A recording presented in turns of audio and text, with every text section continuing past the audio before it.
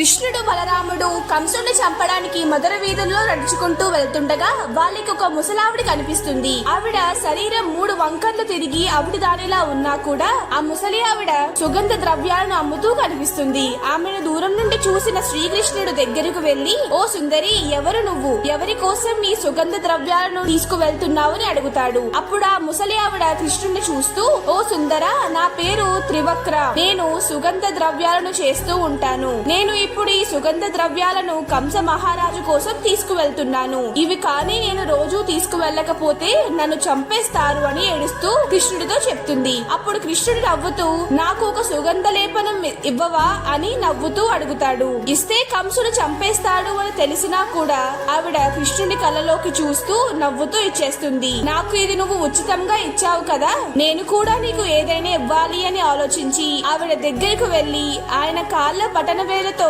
ఆవిడ కాళ్ళ బటనవేలను తొక్కుతాడు. దానితో ఆమె శరీరం నుండి దివ్యమైన తేజస్సు వస్తుంది. వికారంగా 3 వంకర్లు తిరిగి ఉన్న ఆమె శరీరం ఒక్కసారిగా ఒక అందమైన స్త్రీలాగా మారిపోతుంది. అది చూసిన ఆ స్త్రీ ఆశ్చర్యపోయి ఏడుస్తూ కృష్ణుడి కాళ్ళ మీద పడిపోయి ధన్యవాదాలు చెప్తుంది. మీకు కృష్ణుడు అంటే ఇష్టం ఉంటే సబ్స్క్రైబ్ చేసి జై కృష్ణ అని కామెంట్ చేయండి.